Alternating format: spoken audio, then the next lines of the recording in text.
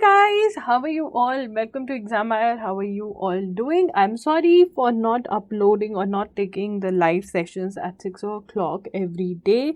From today, they are going to be regular. I had some work, sibling related work, so you cannot leave your sibling, whatever you can in sibling duties. Right so examiner पे होता है 6 बजे 6 PM पे हर रोज़ newspaper analysis. अगर आप चाहते हो कि हम टाइम चेंज कर दें तो आपको हमें बताना है कि कौन सा वो टाइम है जो आपके लिए सबसे सही रहेगा, तो कमेंट करिए उसके लिए. आज का एनालिसिस मुझे पता है 3 से 4 एनालिसिस इकट्ठे हो गए हमारे, तो पढ़ लेना यार, ऐसे मत करो. ठीक है, चलिए स्टार्ट करते हैं आज के एनालिसिस से. India UK defence trade ties to get a booster shot. ठीक है, बूस्टर शॉट वैक्सीनेशन के बारे में बात कर रहे हैं ये. ठीक है ना. तो जो PM है यूके के, जो इनका नाम है बोरिस जॉनसन, ठीक है ना, तो वो उन्होंने इंडिया को विज़िट किया और वहाँ पर बात हुई ट्रेड टाइज की, बूस्टर शॉट लगने के लिए इन्होंने बात करी. तो पढ़ लेते हैं. In a backdrop of the rapid geopolitical turmoil, prime minister Narendra Modi and his British counterpart Boris Johnson on Friday agreed on a new and expanded India-UK defense partnership and vote to seal an ambitious free trade agreement by the end of this year. तो हमें क्या पता चलता है कि वो क्यों आए थे, क्योंकि उनको एक फ्री ट्रेड अग्रीमेंट साइन करना है. किसके साथ? इंडिया के साथ. ठीक है ना. तो अभी साइन नहीं हुआ, but by the end of 2022 वो साइन हो सकता है. यूके इज़ क्रिएटिंग, अब ये हमारे लिए बहुत इंपॉर्टेंट है. नंबर 1 पॉइंट तो हमारा फ्री ट्रेड अग्रीमेंट हो गया, और इसके एंड में आप लिख लो by the end of this year expected to be signed. ठीक है, चलिए. UK is creating an open general export licence, OGEL. ये ओजेल ऐसे नहीं लग रहा जैसे सर दर्द की दवा हो. ठीक है ना, माथे पे लगाओ ओजेल, माथे पे लगाओ और ठीक हो जाओ. ओजेल क्या है? Open general export licence for India to reduce bureaucracy and slashing delivery times for defence procurement. ठीक है ना. तो डिफेंस प्रोक्योरमेंट के लिए reduce bureaucracy and slashing delivery time, तो ऐसा मतलब ओपन जनरल एक्सपोर्ट लाइसेंस का कुछ आएगा. अभी इसकी हमें ज़्यादा डिटेल्स नहीं पता, बस इतना पता है कि bureaucracy and slashing delivery time, जो डिलीवरी टाइम्स है डिफेंस प्रोक्योरमेंट के लिए, वो कम कर देगा. तो हम क्या लिखेंगे? ओजेल. तो ओजेल की क्या लिखेंगे? सबसे पहले फुल फॉर्म. ठीक है ना. कौन क्रिएट कर रहा है? UK creating an open general export licence. ठीक है, क्या करेगा? Reduce bureaucracy and slashing delivery times. यही इन्होंने हमें अब तक बताया है. ठीक है ना. UK will partner with India on new fighter jet technology as well as the maritime sphere to detect and respond the threats. हमारे पास चौथा पॉइंट आ गया. ये चौथा पॉइंट आ गया हमारे पास. ठीक है, वैसे तो एक पॉइंट ये आया, ठीक है ना, फ्री ट्रेड अग्रीमेंट. दूसरा पॉइंट हमारा ओजेल वाला आया, और तीसरा पॉइंट हमारा ये आया. तीसरा पॉइंट क्या है? कि एक न्यू फाइटर जेट, कहा जा रहा है कि एक न्यू फाइटर जेट जो कि राफेल से भी बहुत जनरेशन्स आगे होगा, कम से कम 2 जनरेशन्स आगे होगा, उसके ऊपर यूके और इंडिया काम करेंगे. तो ये भी हमें पता होना चाहिए. बिल्कुल, तो ये भी हम लिख देंगे. The British prime minister on Friday describe the India UK relationship as a beacon in stormy seas. Beacon in stormy seas. ठीक है ना. ऐसा रिलेशनशिप इन्होंने डिफाइन किया कि मतलब अच्छी, मतलब अभी ठीक ठाक हो जाएगा सब कुछ, ऐसा सा. तो ये हमें पता चलता है. बोरिस जॉनसन का नाम याद रखना कि ये प्राइम मिनिस्टर है. ठीक है ना. तो हमें ये 4-5 पॉइंट मिलता है, उनके नाम याद रखने, क्या क्या बात हुई. Free trade agreement by the end of this year, OGEL क्या है? ओपन जनरल एक्सपोर्ट लाइसेंस, जिससे क्या होगा? टाइम जो है वो रिड्यूस हो जाएगा. ठीक है ना. तो हमें पता है कि हरिद्वार में एक इंसिडेंट हुआ था. हरिद्वार में एक हेट स्पीच का इंसिडेंट हुआ था, तो उससे रिलेटेड जो केस है जो सुप्रीम कोर्ट में चल रहा है वो पढ़ लेते हैं. तो police affidavit came in response. Affidavit क्या होता है? एक रिस्पॉन्स होता है. ठीक है ना. एक डॉक्यूमेंट सबमिट किया जाता है जिसके अंदर कहा जाता है कि हाँ जो भी है ये सही है, और वो एक तरह का रिप्लाई होता है जो क्वेश्चंस या फिर जो पिटिशन, मतलब किसी ने ए ने केस फाइल किया, ठीक है ना, ए ने अपना पूरा बता दिया कि ये हुआ. ठीक है, बी के अगेंस्ट केस फाइल हुआ है तो बी भी एक रिप्लाई फाइल करेगा. ठीक है ना. वो एफिडेविट या रिप्लाई फाइल कर सकता है. तो कॉमन लैंग्वेज में it is just a reply या क्वेश्चन जो सुप्रीम कोर्ट ने पूछा उसका आंसर. ठीक है ना. The police affidavit came in response to a petition filed by retired High Court जज Anjana Prakash and journalist Qurban Ali who described speeches made at the event both in Delhi and Haridwar as genocide for Muslims. Genocide मतलब जब एक community ethnic cleansing क्या होती है कि एक community, यहाँ पे वो कह रहे हैं कि जो ये बोला गया वो कह रहे हैं कि मुस्लिम्स को बिल्कुल इंडिया से क्लीन करने का ये स्पीचेस हैं, ठीक है ना। तो none of the words spoken during the events in any manner whatsoever overtly and explicitly described Indian Muslims as usurpers of territory and as predators of land, livelihoods, and the Hindu women. Nothing was said or done with which could create an environment of paranoia amongst any religious religion, caste और creed। तो ये police का reply था कि ऐसा कुछ नहीं हुआ, पर वो कह रहे हैं कि नहीं ऐसा हुआ था जिन्होंने पिटिशन फाइल किया है। तो ये चल रहा है, इसमें से हमें नोट कुछ नहीं करना, बस पता होना चाहिए कि हरिद्वार के इवेंट को हेट स्पीच का नाम दिया है। हेट स्पीच मतलब प्रमोट करना, किसी रिलीजन किसी कास्ट के प्रति कुछ हेटरेट प्रमोट करना, ऐसा कहा जा रहा है, ठीक है। और पुलिस कह रहे नहीं ऐसा कुछ नहीं हुआ। Panel yet to decide on jobs for children. तो कौन सा पैनल तैयार डिसाइड करता है? National technical advisory group on immunisation vaccination, NTAGI. ये बहुत इंपॉर्टेंट है, इसकी फुल फॉर्म आपको पता होनी चाहिए, मैंने बहुत बार पहले भी नोट करवाई है, अगर अभी तक नहीं नोट करी है तो आपने करना है। इज़ येट टू, ये क्या करता है? अप्रूव करता है वैक्सीनेशन, ठीक है ना, किसी के लिए भी, चाहे वो कोई भी वैक्सीनेशन है वो अप्रूव कर रहा है। तो अभी जो चिल्ड्रन एज्ड 5 to 11 है, देखिए 5 to 11 के लिए जो वैक्सीनेशन है वो अप्रूव होगा। ये किसने बोला? हेल्थ मिनिस्टर मनसुख मंडाविया, ठीक है ना। तो हेल्थ मिनिस्टर, ठीक है, हेल्थ मिनिस्टर मनसुख मंडाविया। तो मनसुख, मन से सुख तभी मिलेगा अगर सबको वैक्सीन मिल जाए, ठीक है ना। तो मनसुख कौन है? हमारे health minister. An expert panel of the drug controller journal of India recommended granting emergency use of authorization of biologicals is Corbavax in children aged 5 to 11 on Thursday. The panel makes its recommendation to DCGI within most cases accepts it, ठीक है ना। तो शायद कॉर्बावैक्स ही जो है वो 5 to 11 वालों को बच्चों को लगेगी जो बायोलॉजिकल ई ने बनाई है। तो हमें ये पता होना चाहिए जो कॉर्बेवैक्स वैक्सीन है वो किस कंपनी ने बनाई है? बायोलॉजिकल ई, ठीक है ना, ये भी हमें पता होना चाहिए। अब देखते हैं कि 5 to 11 के लिए कौन सी वैक्सीन अप्रूव होती है। Postal ballot for NRIs being contemplated. अब पोस्टल बैलेट और NRIs कौन होते हैं? ठीक है ना, NRIs होते हैं जो बाहर, इंडियंस जो बाहर रह रहे हैं, इंडियंस जो बाहर रह रहे हैं, ठीक है ना, उनको कहते हैं। और वो सिटीजन्स हैं इंडिया के, मे बी वो सिटीजन, पर citizen.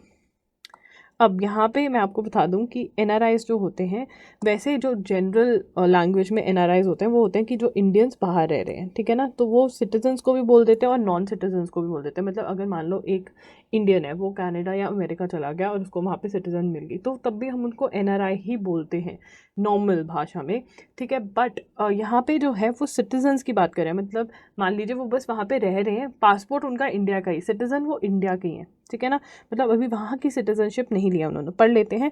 Chief election commissioner Sushil Chandra, तो इनका भी नाम इंपॉर्टेंट है कि चीफ इलेक्शन कमिश्नर कौन है हमारे, ठीक है। नंबर 1 पॉइंट ये नोट करेंगे। उसके बाद during a recent visit to South Africa and Mauritius urge non resident Indians, non NRIs की फुल फॉर्म क्या है? Non resident Indians, to register as overseas electors and told them that a proposal on postal ballots for NRIs was being contemplated. The election commission, postal ballots क्या होता है कि इनको भेजा जाएगा, जैसे मेल के थ्रू भेजा जाएगा, वो एक पेपर डाउनलोड करेंगे एंड उसमें वो अपना जिसको भी वोट डालना है वो डालकर वो वापस भेज सकते हैं, ठीक है। तो पोस्टल अभी क्या है, अगर मान लीजिए कोई एक ये एरिया है, ठीक है ना, इस एरिया के अंदर लोग रहते हैं, ठीक है ना, और यहाँ पे उनका पोल का बूथ बना हुआ है, वो जाके वोट डालेंगे, बट उनको वहाँ पर होना चाहिए क्योंकि वो वोट डाल सके।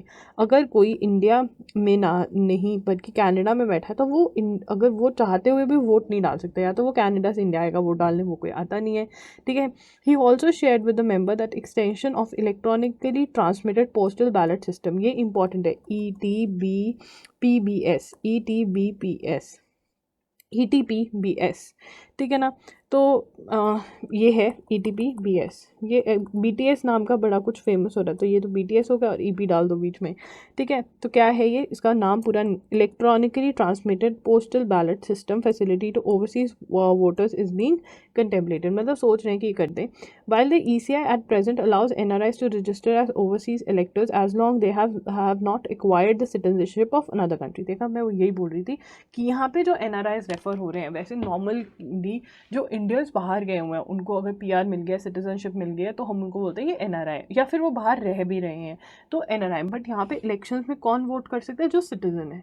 ये नहीं कि आप सिटीजन ऑफ कनाडा हो, सिटीजन ऑफ यूएसए हो, सिटीजन हो किसी और कंट्री के, वैसे इंडियन हो तो आप वोटिंग कर सकते हो। नहीं, अगर आप सिटीजन ऑफ इंडिया हो और आप बाहर रह रहे हो तो आपको ये एप्लीकेबल है, ठीक है ना।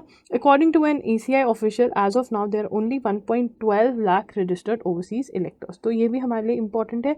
ये जो है ये, और ये किसके लिए लेकर आ रहे हैं? एनआरआईज के लिए। एनआरआईज का नाम क्या है? Non resident Indians full form होती है। चीफ इलेक्शन कमिश्नर इंडिया के कौन है? सुशील चंद्रा। क्लियर है? इसमें से ये हमें नोट करना है, ठीक है। चलिए आगे चलते हैं फटाफट से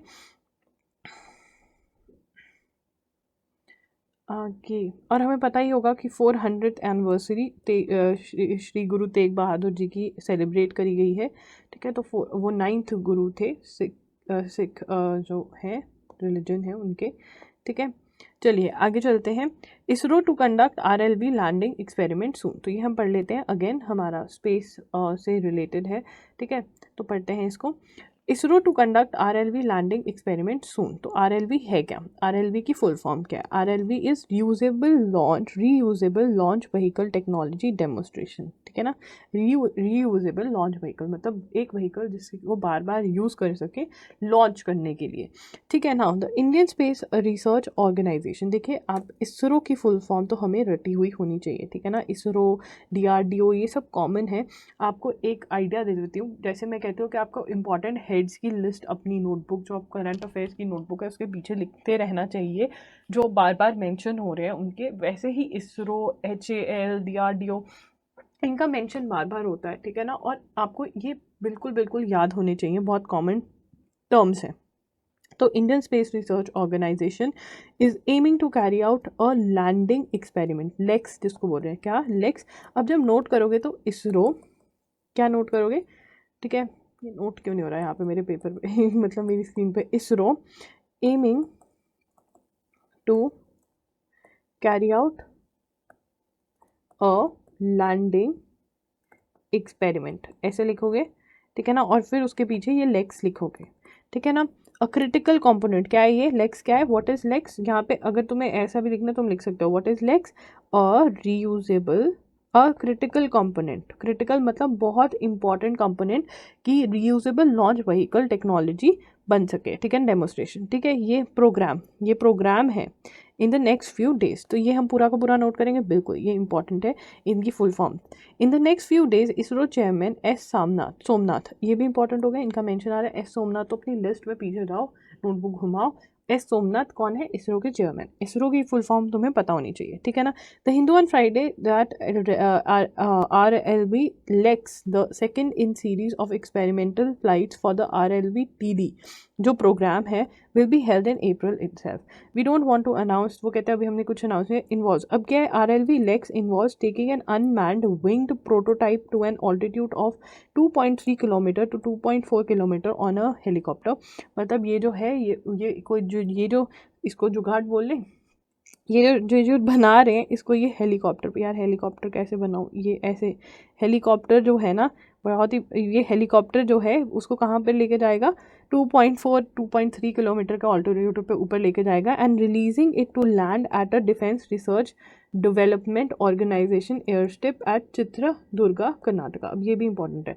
तो क्या करेंगे, इसको जो ये जुगाड़ है इसको उठा के ले जाएंगे ऊपर, फिर वहाँ से नीचे थ्रो करेंगे, रिलीज़ करेंगे, ठीक है ना। और फिर क्या देखें, the prototype will be released 3.7 kilometre away from the air strip and it must travel to the distance autonomously, again velocity, maintain control and come in like any typical aircraft, touch it down with the rear wheels first. A parachute will then be deployed for braking, he said. ठीक है ना। तो वो कहते हैं कि इसको दूर छोड़ा जाएगा एयर स्ट्रिप से, फिर ये खुद ब खुद आएगा और इसकी लैंडिंग होगी। तो ये पूरा का पूरा टेस्ट है, मतलब व्हाट आर दे टेस्टिंग, ये टेस्ट कर रहे हैं, ठीक है ना। Cheaper access to space is what makes an RLV attractive. A major hurdle, क्या होगा अगर ये सक्सेसफुल हो जाता है तो स्पेस ट्रैवल जो है वो चीप हो जाएगी, सस्ती हो जाएगी। चीप का मतलब, a major hurdle in space exploration is the prohibitive cost which can be slashed if the launch vehicle is a reusable one. ठीक है, the RLV DD program comprises a series of experimental missions aimed to making India's dream of owning a reusable two-stage to orbit vehicle come true. ठीक है, important है ये सारा का सारा। क्या मतलब ऐसे ही समझना होता है, ठीक है ना। अब तुम डिटेल में जाओ कि नहीं ये क्या है क्या नहीं, बस इतना डिटेल जो इसमें द हिंदू ने दिया हुआ है वो हमारे लिए बहुत है, ठीक है ना। अब कई चीज़ों में हमें एक्स्ट्रा पढ़ना पड़ता है तो हम पढ़ते हैं, बट यहाँ पे इन्होंने बहुत क्लियर कट हमें सब कुछ बता दिया, सब कुछ है हमारे पास, तो इतना बहुत है, ठीक है। चलिए आगे पढ़ते हैं। Art museums and the craft of democracy. तो यहाँ पे जो है ये कह रहे हैं कि जो आप जो म्यूजियम्स हैं वो कैसे, ये जो है इसके अंदर क्या एक्सप्लेन किया हुआ है, जो म्यूजियम्स हैं वो कैसे एक बहुत मेजर रोल प्ले करते हैं इंडिया के सिटीजन्स को या इंडिया के लोगों को अवेयर करने में कि जो हमारा डेमोक्रेसी है वो कैसा है, या हमारा देश जो यहाँ तक पहुँचा है वो कैसे पहुँचा। एक एक अपने देश के प्रति एफिनिटी, एफिनिटी मतलब प्यार, ठीक है ना। और जब तक हमारे देश की जनता में अपने देश के लिए, मतलब जब वो हम झंडा देखते हैं, जब वो ट्राई कलर देखते हैं, जब जन गण मन गाया जाता है, तब तक हमारे दिल में वो प्यार नहीं उठेगा अपने देश के लिए, तो हम बहुत चीज़ें हैं जो अपने देश के लिए नहीं कर पाएंगे, ठीक है ना, एज सिटीजन्स। तो अब जो भी ये म्यूज़ियम्स बनाए जा रहे हैं तो वो कह रहे हैं कि बहुत बहुत अच्छी चीज़ है, क्योंकि उन्होंने ये जो म्यूज़ियम बनाए गए हैं वो किसके साथ, कहाँ के म्यूज़ियम्स के साथ इनको कंपेयर के, यूरोप। तो पढ़ लेते हैं। इनेगोरेटिंग द प्रधानमंत्री संग्रहालय on the grounds of Teen Murti house in New Delhi on April 14th। देखिए अब द हिंदू पढ़ने का क्या फ़ायदा, हम इतनी बारी पढ़ चुके हैं कि जवाहरलाल नेहरू का जो रेजिडेंस था जहाँ पे वो रहते थे उसको क्या कर दिया, उनकी डेथ के बाद म्यूज़ियम में कन्वर्ट कर दिया, हमें पता है म्यूज़ियम में कन्वर्ट कर दिया। अब उसका नाम क्या है, तीन मूर्ति हाउस, ठीक है, उसका नाम ये था तीन मूर्ति हाउस। अब वहाँ पे क्या है, प्राइम मिनिस्टर का, जो जितने भी प्राइम मिनिस्टर्स थे इंडिया को, उनको ट्रिब्यूट दी गई है कि आपने जो देश के लिए जो सब कुछ किया है, जो देश को इतनी ऊपर पहुँचाया है, उसके लिए ट्रिब्यूट दिया गया है प्राइम मिनिस्टर्स को। और वहाँ पे चीज़ें रखी हुई हैं जो हमारे देश का चीज़ें बताती हैं हमें कि कैसे क्या हुआ, ठीक है ना। तो उसका नाम क्या है, प्रधानमंत्री संग्रहालय। अभी तक किसी भी न्यूज़ में ये नहीं था ना, बट यहाँ पे ये है, तो हम नोट कर लेंगे प्रधानमंत्री, प्रधानमंत्री मतलब प्राइम मिनिस्टर, संग्रहालय, ठीक है ना। कहाँ पे बनाइए, जवाहरलाल नेहरू के, जो हमारे फर्स्ट पीएम है, उनके घर पे, जो कि जो कि पहले से ही म्यूजियम था और अब उसको अपडेट कर दिया। Declare that the new museum would help youth value the expansion of constitutional government since independence. However, on this occasion, he did not offer an update on ongoing efforts to convert the North and South Block buildings, which flank Rashtrapati Bhavan and currently house the prime minister's office and ministers of home, ठीक है ना। अभी तक उन्होंने उसकी बात नहीं करा। इंडियाज लार्जेस्ट म्यूजियम, ठीक है ना, ऑफ होम डिफेंस अफेयर्स। तो ये वो कह रहे हैं कि जो पहले हमारी वो थी उसको शायद ये लार्जेस्ट म्यूजियम्स में बना रहे हैं, और अभी जो प्राइम मिनिस्टर का होम, जवाहरलाल नेहरू का जो तीन मूर्ति वाला घर है, उसको कन्वर्ट किया प्राइम मिनिस्टर के म्यूजियम में। द लास्ट कमीक was issued 5 months ago. It stated that the new museum on रसीना hill will open by 2026। तो हमें यहाँ से क्या इन्फॉर्मेशन मिलती है, पहले तो हमें ये प्रधानमंत्री संग्रहालय का तीन मूर्ति वाले का नाम पता चलता है, तो ये हम नोट कर लेंगे, अभी तक हमें न्यूज़पेपर नहीं पता था। और रसीना हिल में 2026 तक, रसीना हिल में 2026 तक क्या होगा, म्यूजियम बनेगा, ठीक है। Vividly demonstrate different aspects of India Bharat that always existed in the culture spiritual sense even if historical exigencies have prevented the attainment of nationhood, ठीक है ना। तो वो कहते हैं कि मतलब देशभक्ति की भावना, क्या हमारा देश क्या है, किन चीज़ों पे चल रहा है। The current national museum on Janpath will be dismantle and most of its collection shifted to a storage. वो कहते हैं कि स्टोरेज में प्रॉब्लम होगी, but after decolonisation museum along western lines were built in newly independent countries to bolster their national narratives. Thus the current regime's plan to showcase a bold new India. क्या plan है, bold new India, developing a sprawling museum on Rasina Hills, perhaps largely bereft of historical artifacts, is a paradoxical return to an older era where the primary purpose of a museum was to nurture patriotism and showcase triumph, मतलब win, Jeet in the, ठीक है। तो basically museums में क्यों museum, वो इसको compare किसके साथ कर रहे हैं, बहुत अच्छा कंपैरिजन किया है उसके अंदर, ठीक है। अब जिसके अंदर ये एक मिनट, कहाँ पे, यहाँ पे हम भूल ही गए। Large art museums emerged in Europe in the 18th and 19th century alongside the rise of nations, colonial empires and industrializations. For the next 150 years, the Louvre inspired a new national consciousness by using its palatial halls to showcase the aesthetic, ठीक है ना। तो Paris के अंदर वो कहते हैं लॉवेयर museum है, जिसके अंदर क्या, देशभक्ति की भावना कि हमारा देश आज़ाद कैसे हुआ। जब हम हिस्ट्री पढ़ते हैं पहली बार, पहली बार हम 7th 8th 9th 10th की जो हिस्ट्री पढ़ते हैं, जब हमें पता चलता है कि हमारे इतने लोग मारे गए थे, ब्रिटिशर्स ने हमारे साथ क्या क्या किया, तो हमारे लिए एक पता चलता है कि हमें जो आज़ादी मिली है वो ऐसे ही नहीं मिली। मतलब कितने लोगों ने अपनी जान गंवाई, कितने लोगों ने कितना कुछ किया है, एंड दैट्स वाई। तो वो जो है इंडिया में, नो डाउट इस बात की बहुत कमी है कि लोग नहीं वैल्यू करते अपनी इंडिपेंडेंस या अपने देश के प्रति प्यार नहीं है, ठीक है।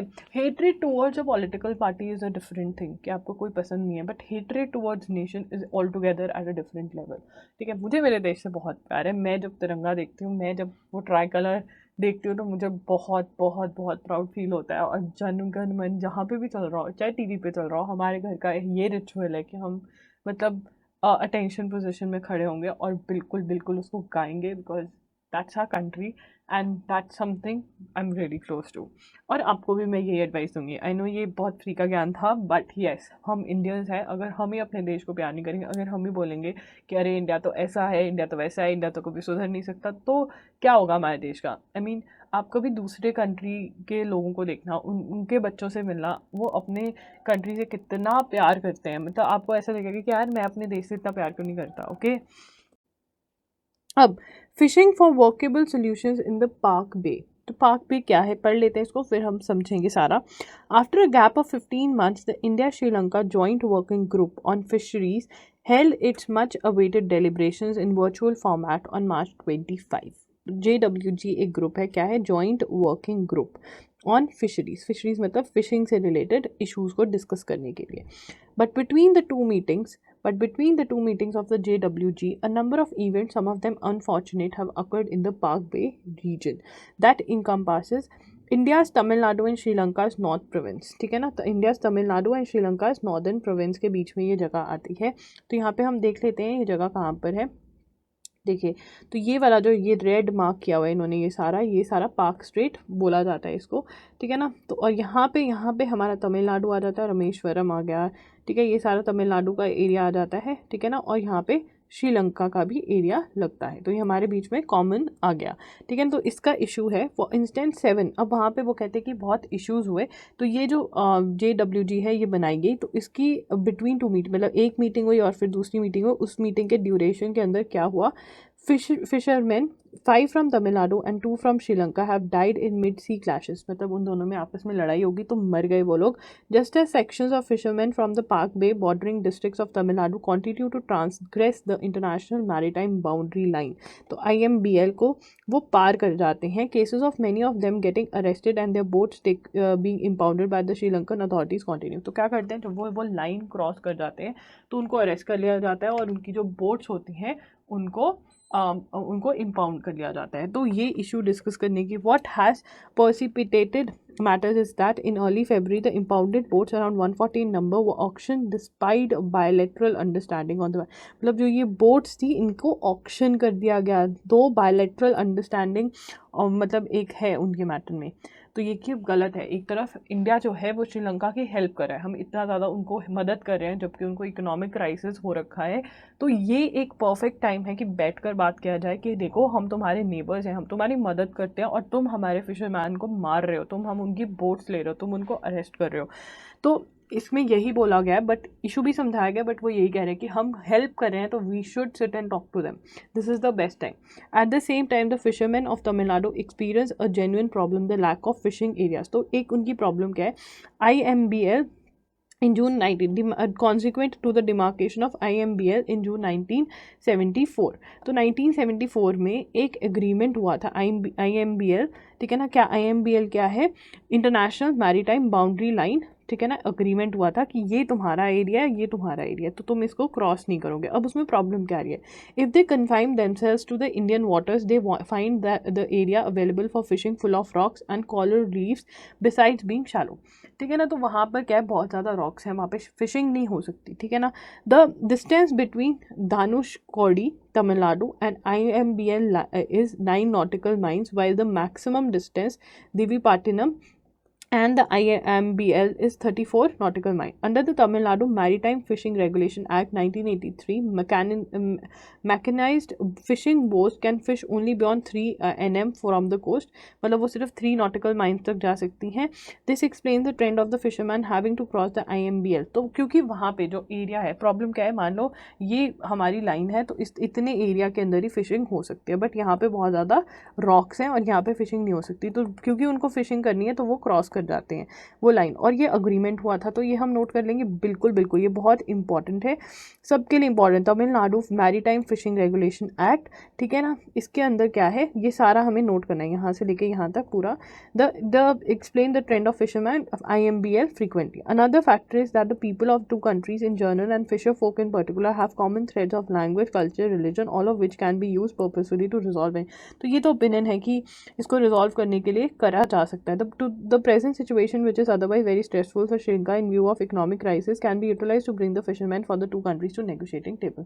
क्योंकि इंडिया उनकी मदद भी कर रहा है तो शायद वो देख लें. एज पर द अब यहाँ पे एक योजना की बात करी हुई है, ये देख लेते हैं. अभी हम थोड़ा सा और पढ़ेंगे, एक्स्ट्रा पढ़ेंगे इसके अंदर, ठीक है. There is a compelling need for the central and state government to implement the in Tamil Nadu the Pradhan Mantri Matsya Sampada योजना. ये हम नोट करेंगे, बिल्कुल बिल्कुल. जो भी गवर्नमेंट स्कीम्स है ना हमारे लिए वो बहुत ज़्यादा इंपॉर्टेंट है, हमें पता होना चाहिए जो गवर्नमेंट स्कीम है वो क्या है. तो पहले तो नोट कर लेंगे प्रधानमंत्री Matsya Sampada Yojana in a proactive manner. This scheme which was flagged off 2 years ago, 2 साल पहले, covers alternative livelihood measures to including seaweed cultivation, open sea cage cultivation and sea ocean ranching. तो ये फिशरमैन जो हैं, क्योंकि देखिए फिशिंग वहाँ पे करनी उनके लिए बहुत डिफिकल्ट है, तो क्या बोला गया कि आप ऑल्टरनेटिव लाइवलीहुड मतलब पैसे कमा सकें जिससे वो निकालें. तो ये हमारे लिए बहुत ज़्यादा इम्पॉर्टेंट है, इसको हम नोट कर लेंगे नोट. चलिए हम पहले पढ़ते हैं, I am sorry just a minute, ये पढ़ेंगे हम, ठीक है. अबाउट इंटरनेशनल मैरीटाइम लाइन, ठीक है. ये क्या है, a maritime boundary is a conceptual vision of earth water surface areas using physiographic और जियोपॉलिटिकल क्राइटेरिया. बेसिकली अगर हमें समझना है इसको कि वो डिवीजन करते हैं कि यार इतना तुम्हारा पानी है और इतना हमारा है, ठीक है ना. As such it usually bound areas of exclusive national rights over mineral biological resources encompassing maritime features limit. तो ये क्या करता है, डिफाइन करता है कि जो एरिया तुम्हारा है उसके अंदर जो मिनरल्स हैं, फिशेज हैं, जो भी है वो तुम्हारा, इसके अंदर जो हमारा वो हमारा. Generally a maritime boundary is delineated at a particular distance from a jurisdiction's coastline, although in some countries the term maritime boundary represents border of maritime nation that are recognized by United Nations Convention on Law of Sea. अब क्या है, both Indian and Sri Lankan fishermen have been fishing into the Park Bay area for centuries. Park Bay is a semi-enclosed shallow water body between southeast coast of India and Sri Lanka. Problem emerged only after maritime agreement was signed by India and Sri Lanka in 1974. ये हमारे लिए बहुत important है, ठीक है ना. maritime agreement note कर लो, maritime agreement signed between India and Sri Lanka, signed between India and Sri Lanka, कब, in 1974, ठीक है. In fact, initially the 1974 border agreement did not affect fishing on either side of the border. जो fishing थी वो दोनों side पे, उससे पहले कुछ पंगा नहीं था, उसके बाद पंगा पड़ा. In 1976, though, an exchange of letters, both India and Sri Lanka agreed to stop fishing in each other's water. तो 1976 में क्या हुआ, उन्होंने कहा हम एक दूसरे के पानी में फिशिंग बंद करेंगे. तो ये 2 पॉइंट्स हमारे लिए बहुत इंपॉर्टेंट है, नोट कर लिए. In 1974 and 76 treaties were signed between two countries to demarcate international maritime boundary line, ठीक है ना. The treaties also ended up making the Park Strait connecting India and Sri Lanka two-nation pond under the relevant United Nations Convention on Law of Sea, UNCLOS के अंदर बना दिया, ठीक है. Now however, the agreement could not stop the fishermen from fishing in these waters, as fishermen know no boundary. Despite the signing of maritime boundaries agreement, fishermen communities of both countries continued their fishing in Park Bay area peacefully until the LM War broke in 1983. Nonetheless, after the end of the war in 2009, the Sri Lanka fishermen have been raising their objection to Indian fishermen fishing in their waters. Later, India and Sri Lanka agreed to set up a joint working group on fisheries in 2016. तो ये जो group की बात करी जा रही है 2016 में में सेटअप हुआ था between India to mechanism to help find a permanent solution.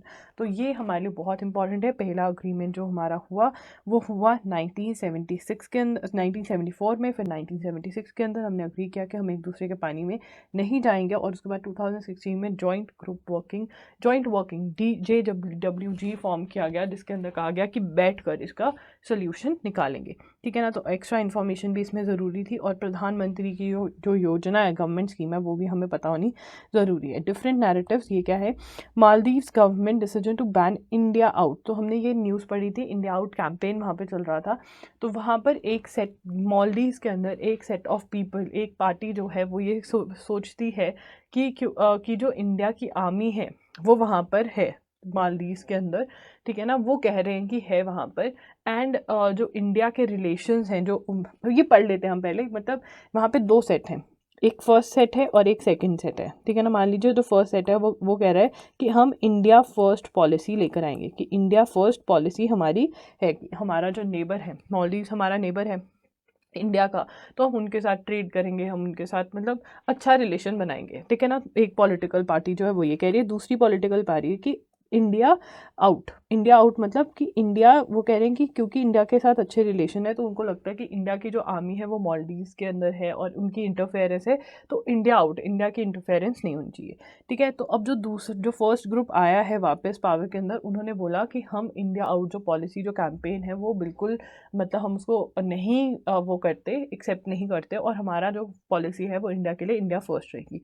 अब वो कौन कौन सी पार्टीज़ हैं, उनके नाम हमें पता होने चाहिए, और कैंपेन के बारे में पढ़ लेते हैं। वैसे हमने आर्टिकल में ही पढ़ा था। तो Maldives government decision to ban the India out protest show how the campaign which started as an online protest by critics of the Ibrahim Solih administration. तो कौन सी किस एडमिनिस्ट्रेशन ने स्टार्ट किया था, कौन सी पॉलिटिकल पार्टी ने, इब्राहिम सोलिह एडमिनिस्ट्रेशन। ये नोट कर लीजिए क्या था, ये एक online protest campaign, online protest थी। क्या था, इंडिया आउट कैंपेन। ठीक है ना। तो ये नोट कर लेंगे हम। Has grown into polarising political issue in the Indian Ocean island nation with which India has deep ties. ठीक है। The campaign which remained a fringe protest in the initial years gained currency late last year after former president Abdullah Yamin took it over. Mr. Yamin, who served 2 years in jail after losing power in 2018, wanted a strong political narrative to make a comeback, particularly as the country heads to its presidential election in 2023. Critics termed the Solih administration a puppet of New Delhi, accusing it of allowing an entry. तो क्या था, ये देखिए, started है online protest by critics of Ibrahim Solih administration. देखा, मैंने भी गलती कर दी। मतलब स्टार्ट इन्होंने नहीं किया था, जो क्रिटिक्स करें इब्राहिम सोली एडमिनिस्ट्रेशन के जो क्रिटिक्स हैं, क्रिटिक्स मतलब जो उनके अगेंस्ट हैं, उन्होंने ये कैंपेन स्टार्ट किया। और उनके अगेंस्ट कौन है, मिस्टर यामीन। ठीक है, जो मिस्टर यामीन है वो, ठीक है, जो जेल के अंदर थे, and to make a thing for himself in 2023 उन्होंने ये कैंपेन स्टार्ट किया। तो critics termed the Solih administration a puppet of New Delhi, accusing it of allowing an Indian military presence, thereby compromising the country's sovereignty. तो वो कहते हैं कि India की जो मिलिट्री है वो वहाँ पे प्रेजेंट है, तो वो सॉवरेनिटी, उनकी इंडिपेंडेंस को खतरा है। An allegation the government has repeatedly denied. Mr. Yamin has organized several political rallies openly attacking the government's ties with India. When Mr. Yamin was in power, he was largely seen as a friend of China. Yameen जो है वो किसका friend है, China का। Obviously अगर वो China का friend है तो इंडिया का नहीं होगा, बिकॉज इंडिया चाइना इतने ज़्यादा पास नहीं है। ठीक है। Mister Solih's Maldivian Democratic Party came to power in 2018। तो ये हमारे लिए इंपॉर्टेंट है क्योंकि ये इंडिया के साथ है। ठीक है। In the past 4 years, India has emerged as Maldives' main security and economic partner, committing $1.4 billion towards its socio-economic development needs. तो इतना हमने उनको दिया है। In February 2021, it signed the Uruthu Thila Falhu Harbor Development deal with MALE to develop the National Defence Force Coast Guard Harbor. ये again हमारे लिए important है। ठीक है। उसके बाद यामीन camp stepped up its attack on the government after this deal. India has historically played an important role in the Maldives as a friendly big neighbor, but China's rise in the Indian Ocean region has raised the strategic profile of this small, important, dependent island nation of 550,000 people, where both countries wide for influence. It argues that tied with India, the closest big neighbor of the Maldives, is important for country security, including food security, while their These two narratives would clash in the coming election. India, being the center of the political wrangling, would find itself in a difficult situation. Victory is not guaranteed for the MDP. तो हमें इसमें से क्या याद करना है? पहले तो हमें याद करना है सोलिही मालदीवियन डेमोक्रेटिक पार्टी, ठीक है, ये जो है ये इंडिया की साइड है और इंडिया इन्होंने क्या कैंपेन स्टार्ट किया? इंडिया फर्स्ट कैंपेन सोलिही एडमिनिस्ट्रेशन ने। इन हमारे अगेंस्ट कौन है? इंडिया के अगेंस्ट कौन है? यामीन अब्दुल्ला यामीन, नाम क्या है इनका पूरा? अब्दुल्ला यामीन जो है वो इंडिया, उन्होंने मतलब वो इंडिया आउट कैंपेन से है, जो ये एक ऑनलाइन कैंपेन था। और वो क्यों स्टार्ट किया गया? यहाँ पे लिखा हुआ है क्यों स्टार्ट किया गया वो कैंपेन, क्योंकि कहा जा रहा है कि जो इंडिया की मिलिट्री है वो वहाँ पर है, ठीक है ना, कहाँ पर? मालदीव्स के अंदर। हमने यहाँ पे पढ़ा था, ये देखिए यहाँ पे सोले a puppet of accusing it, यहाँ से मैं कलर चेंज करके आपको मार्क कर देती हूँ ताकि आप नोट कर लो। Accusing it of allowing an Indian military presence there by compromising the country's sovereignty, ये हम नोट करेंगे। और फिर ज़्यादा क्रिटिकल कब हुआ, कब ज़्यादा हमें क्रिटिसाइज़ किया गया? यहाँ पे जब हमने हार्बर की जो डील हुई हमारी उसके लिए ज़्यादा क्रिटिसिज्म हुआ। और यहाँ पे इलेक्शंस कब ड्यू हैं और हमने कितने $1.4 billion toward social economic development needs दिए, और यहाँ पे इलेक्शंस कब ड्यू हैं? 2023 में। सारा नोट हो गया यहाँ से हमारा। आई थिंक एक न्यूज़ हमारी रह गई, यहाँ देखो यहाँ पे रह गई हमारी, तो ये पढ़ लेते हैं आउटरीच विदाउट बॉर्डर्स। तो यहाँ पे कहा जा रहा है कि the arrest of Gujarat independent legislator Jignesh Mevani by the Assam police is an egregious instance of misuse of law to target a vocal critic of the union government. तो वो क्रिटिक थे, असम पुलिस ने उनको अरेस्ट कर लिया, ठीक है। तो पढ़ लेते हैं। Of to those who believe in law and democracy, mister Mevani's tweet subsequently withheld by Twitter described Prime Minister Narendra Modi as Godse worshipper। Godse वो हैं जिन्होंने महात्मा गांधी को मारा था, तो उन्होंने कहा नरेंद्र मोदी जो वो गॉडसे वर्शिपर हैं, ठीक है ना। Communal that witnessed in some areas of call for peace in some areas Gujarat that witness communal violence. तो ये कर रहे थे। अब उनको असम की पुलिस ने जो है वो अरेस्ट कर लिया। The use of section 295A ऑफ IPC which only applies to acts that outreach the religious feelings of section is particularly questionable because there is nothing in मिस्टम। तो ये उनकी ओपिनियन है कि जो 295A है सेक्शन, पढ़ लेते हैं 295A भी हम फटाफट से। जो सेक्शन हमारा 295A है वो कहता है deliberate and malicious acts intended to outreach religious feelings of any class by insulting its religion और रिलीजियस बिलीव्स, ठीक है ना। तो वो कहते हैं कि ऐसा कुछ नहीं हुआ था बट फिर भी उनको अरेस्ट कर लिया गया। अभी हम इनका नाम नहीं नोट करना है तो कर भी सकते हो, जिग्नेश मेवानी, ठीक है ना, ये है। चलिए आगे चलते हैं। तो जिग्नेश मेवानी को गुजरात पुलिस असम पुलिस ने अरेस्ट किया क्योंकि उन्होंने नरेंद्र मोदी को गॉडसे का वर्शिपर बोला, ठीक है ना। तो चलिए, Rajnath roles out scheme for defence startups. Rajnath Singh कौन है? हमारे डिफेंस मिनिस्टर हैं। ये आपको पता होना चाहिए। अब तो 1 महीना होने वाला है न्यूज़पेपर पढ़ने का, एनिवर्सरी हो रही है, फर्स्ट 1 मंथ एनिवर्सरी सेलिब्रेट करते हैं एग्जाम आ रही है। क्लिक लेकर आएँ क्या? Rajnath roll out schemes for defence startups. चलो पेन का कलर चेंज कर लेते हैं, रेड, ठीक है। तो ये बहुत ही यहाँ पे फोकस चाहिए, बहुत ज़्यादा नोट्स बनाएंगे साथ साथ बिकॉज यहाँ पे फोकस चाहिए, ठीक है ना। फोकस पूरा होना चाहिए, तभी यहाँ बहुत चीज़ें पता चल रही है। डिफेंस की जो न्यूज़ है बहुत इंपॉर्टेंट है। Defence minister Rajnath Singh on Friday launched innovations for defence excellence, ठीक है। तो सबसे पहले तो अगर आपको नहीं पता कि हमारे डिफेंस मिनिस्टर कौन है तो आपको वो नोट करना है कि डिफेंस मिनिस्टर कौन है। पीछे लिस्ट में जाएगा इनका नाम, राजनाथ सिंह, ठीक है ना, राजनाथ सिंह, ठीक है ना। ये हमारे डिफेंस मिनिस्टर है। पॉइंट 2 क्या है? पॉइंट 2 में उन्होंने बताया है कि ही लॉन्च इनोवेशन आईडेक्स। तो क्या लिखेंगे? Launched iDEX. तो आईडेक्स की फुल फॉर्म क्या है? आईडेक्स की फुल फॉर्म है इनोवेशंस फॉर डिफेंस एक्सेलेंस, ठीक है ना। तो क्या है? Prime and the 6 defence and और क्या लॉन्च किया? तो यहाँ पे हम ये पॉइंट लिख लेंगे। और क्या लॉन्च किया? लॉन्च दिस एंड, बीच में एंड डाल लेंगे, एंड DISC 6 क्या है? डिफेंस इंडिया स्टार्टअप चैलेंज, ठीक है ना। और यहाँ पे लिखा हुआ है meant to encourage defence startups during Def Connect 2.0, ठीक है ना। क्या इंकरेज डिफेंस स्टार्टअप्स, ठीक है ना। और क्या चल रहा है अभी, ठीक है ना, क्या चल रहा है? डेफ कनेक्ट 2.0 चल रहा है, ठीक है ना, ये हम नोट कर लेंगे ऐसा। The iDEX prime aims to support projects requiring support beyond ₹1.5 crore up to 10 crore to help the ever growing startups in the sector.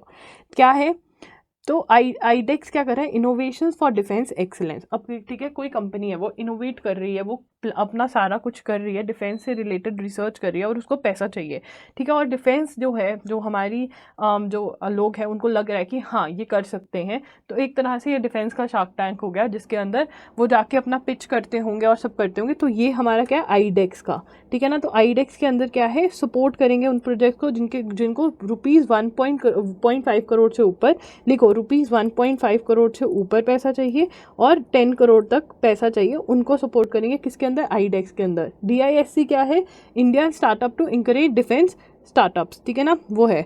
The iDEX has provided an opportunity to our science and technology professionals to understand futuristic technology such as AI, augmented reality, blockchain and space technology, ठीक है ना। तो उसके अंदर उनको पता चलता है कि क्या फ्यूचर क्या है, ठीक है। The startup ecosystem has also been promoted and encouraged through our other placement. The DISC 6 with 38 problem statement was also launched by Mr. Singh, which relate to artificial intelligence, advanced imaging, sensor systems among others. तो DISC 6 के अंदर क्या किया है, या disc हमने iDEX का तो पढ़ लिया कि अच्छा जो इतने के इतने उनको पैसे चाहिए उसको सपोर्ट कर रहे हैं, ठीक है। और आईडेक्स में क्या किया कि उनको बताया कि हमें ये चीज़ें चाहिए, डिफेंस के अंदर इन चीज़ों की ज़रूरत है, तो अगर आपके पास कुछ है तो आप बताओ, ठीक है ना। तो ये हमारा है और ये हमने नोट करना है, बहुत इंपॉर्टेंट है, इसमें से क्वेश्चंस बनेंगे। चलो आगे, SC मूव्स डीपर स्क्रूटनी। चलिए अभी हम allowances for armed forces CAPF now on par, correcting an anomaly, मतलब करेक्टिंग अ गलती, ठीक है ना, linked to the existing difference in risk and hardship allowance between the armed forces and central armed police forces. Central armed police force CAPF कौन है, central armed police forces has brought military personnel on a par with their CAPF counterpart. This was announced by defence. तो military counter जो उनको एक क्या मिलता है, risk and hardship allowance, ठीक है ना। तो आर्मी ऑन पार किसके लिए, CAPF जो आर्मी पर्सनल है, मिलिट्री पर्सनल है, उनको अब CAPF जो को जितना मिलता था उतना ही आर्मी मतलब the allowance will be admissible retrospectively, मतलब पिछली डेट से, रेट्रोस्पेक्टिवली मतलब पिछली डेट से, पिछले ईयर से। तो यहाँ से 22 फरवरी को इनको वो मिलेगा, ठीक है ना, फॉर द गवर्नमेंट। तो ₹10,000 करोड़ का ये होगा, ठीक है। तो ये भी हमें याद रख लेना है। आगे चलते हैं। SC moves deeper scrutiny before award of death penalty. Death penalty मतलब मौत की सज़ा सुना देना। तो वो कहते हैं कि अच्छे से देखना चाहिए, ये हमने पहले भी पढ़ा था, मिटिगेटिंग फैक्टर्स की बात करी गई है। तो इसके अंदर जहाँ तक मुझे याद है तो हमने एक एडिटोरियल पढ़ा था, उसके अंदर मैं आपको शॉर्ट में बता देती हूँ अगर आप तब हमारे साथ नहीं जुड़े थे। तो उसके अंदर कहा गया था कि मान एक पर्सन ने ए ने बी का रेप किया, ठीक है ना। अब उसके अंदर ऑब्वियसली उसको डेथ पेनल्टी हो गई या कुछ ऐसा सा हुआ, तो उसके अंदर उसके ऊपर रिसर्च करी गई एंड उस पर रिसर्च करी गई तो उससे पता चला कि उसका जो बैकग्राउंड था, ठीक है ना, वो इतना डिस्टर्बिंग चाइल्डहुड था उसका कि वो मतलब एक ऐसी मेंटालिटी बनी उसकी। मिटिगेटिंग फैक्टर्स किसको कहेंगे कि क्यों किया उसने, रेप क्यों किया, ठीक है ना, रेप क्यों करा, अगर उसने वो क्रिमिनल बना तो क्यों बना। तो वो कहते हैं मिटिगेटिंग फैक्टर्स को भी ध्यान में रखना पड़ेगा। तो वो कहते हैं मिटिगेटिंग इन्वेस्टिगेटर्स होने चाहिए, would be experts in field as varied as social work, sociology, load होने दो इसको, ठीक है, सोशल वर्क, सोशियोलॉजी, ठीक है। तो ऐसे एक्सपर्ट्स होंगे। They could interview the convicts. Convicts कौन होते हैं, जल्दी से बताओ, मतलब अगर अभी तुम्हें कॉन्विक्ट्स के बारे में शर्म आनी चाहिए। कॉन्विक्ट्स होते हैं, प्रूव हो गया कि इन्होंने ही ऑफेंस कमिट किया। कॉन्विक्ट्स क्या है, प्रूव्ड हो गया कि ऑफेंस इसने ही कमिट किया है, ठीक है ना। Their friends, families and friends other associated with the prisoners and they pass to draw complete picture, the information would then be place before the trial जज, ठीक है ना। वो कहते हैं कि आप देख पड़े ये डेट क्यों किया, क्यों मर्डर किया, मतलब इतना। अब देखो कई लोग होते हैं ना, वो किसी को दर्द भी नहीं सह सकते और कई लोग होते हैं वो मर्डर कर देते हैं, क्यों होता है ऐसा, ठीक है। तो वो देखेंगे। स्टडी फ्लैग्स पुअर, इसमें से अभी कुछ नोट करने की जरूरत नहीं, बस तुम्हें ये पता होना चाहिए था, मैंने बता दिया मिटिगेटिंग फैक्टर क्या होता है। Study flags poor control of blood sugar in India. अब इसने ये किसने कमिट करी थी, ये जो रिसर्च है किसने कंडक्ट करी थी, the latest result of the Indian council of medical research. अब जैसे DRDO इसरो, वैसे ही ICMR की फुल फॉर्म पता होनी चाहिए, क्या है, Indian council of medical research. India diabetes study conducted in 27 states, तो ये हमारे लिए इंपॉर्टेंट है। स्टडी किसने कंडक्ट करी, ठीक है, 2 यूनियन टेरिटरीज, ठीक है, ये हमें अब ये स्टडी कंडक्ट करी, ठीक है। Have stress the need to have better control over various health parameters that impact mortality. The report achievement of guideline recommends diabetes treatment targets and health habits in people with self-reported diabetes in India, a national cross-sectional study। Note कर लो, वैसे इतना लंबा answer आना तो नहीं चाहिए। Reasons that achievement of treatment targets remains suboptimal in India in a pan-Indian study and goes on to provide hints for shaping the healthcare response to the crisis। The total sample size was this। तो हमें ये पता होना चाहिए कि इसका नाम क्या है यहाँ पे, ठीक है, किसने कंडक्ट करी है, ये इन्होंने कंडक्ट करी है, ठीक है। अब यहाँ पे पढ़ लेते हैं। ओनली ओवर, अब ये भी हमारा थर्ड पॉइंट जो है ये इंपॉर्टेंट है। Only over 7% of over 5297 individuals in India with diabetes were able to achieve their blood sugar, blood pressure and cholesterol targets according to recent paper published in Lancet Diabetes and Endocrinology।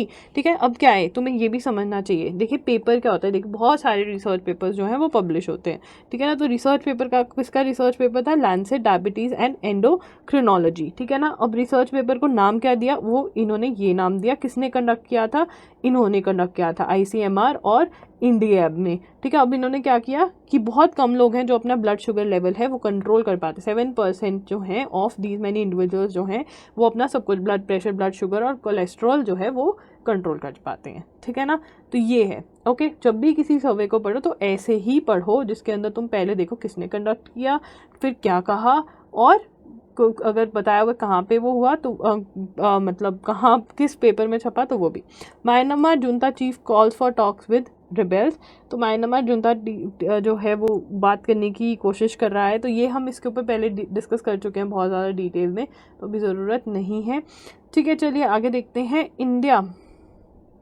India extends duration of $400 million currency swap, तो किसके साथ क्या है, श्रीलंका के साथ। हमें पता है श्रीलंका की इकॉनमी का बुरा हाल है, यस हमें पता है, ठीक है। India on Friday extended the duration of $400 million currency swap facility with Sri Lanka which it had concluded with the island nation in January. तो हमें ये पता होना चाहिए कि $400 मिलियन का वो है, ठीक है। चलिए आगे चलते हैं।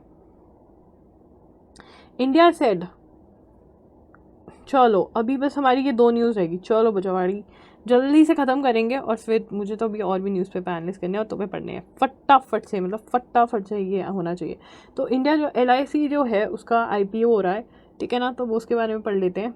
यहाँ पे ग्लोबल सैंक्शंस ऑन रशिया में, अरे यार, ग्लोबल सैंक्शंस ऑन रशिया में पर इंडियन एक्सपोर्ट्स EEPC, तो engineering exporters representative association India said it aspects sanctions on Russia imposed in the wake of its invasion of Ukraine to help open up opportunities for Indian exporters. वो कहते हैं कि क्योंकि उनके ऊपर, Ukraine के ऊपर, और रशिया, यूक्रेन पे तो नहीं सैंक्शंस, यूक्रेन पे तो अटैक्स हो रहे हैं तो तभी उनके ऊपर वो ट्रेड नहीं कर पा रहे हैं, और रशिया पे सैंक्शंस लगे हैं तो उसका जो लेकुना है, लेकुना मतलब जो गैप है, जो लोगों की ज़रूरतें हैं वर्ल्ड की, वो तो पूरी करनी है, तो उसका फ़ायदा कौन उठा सकता है, India said to have half LIC IPO fundraising goal to $3.9 billion। पढ़ लेते हैं। New Delhi is having it's fundraising goal for Life Insurance Corporation of India's IPO to ₹30,000 crore, having had it cut its valuation estimates after feedback from investors, a government so said।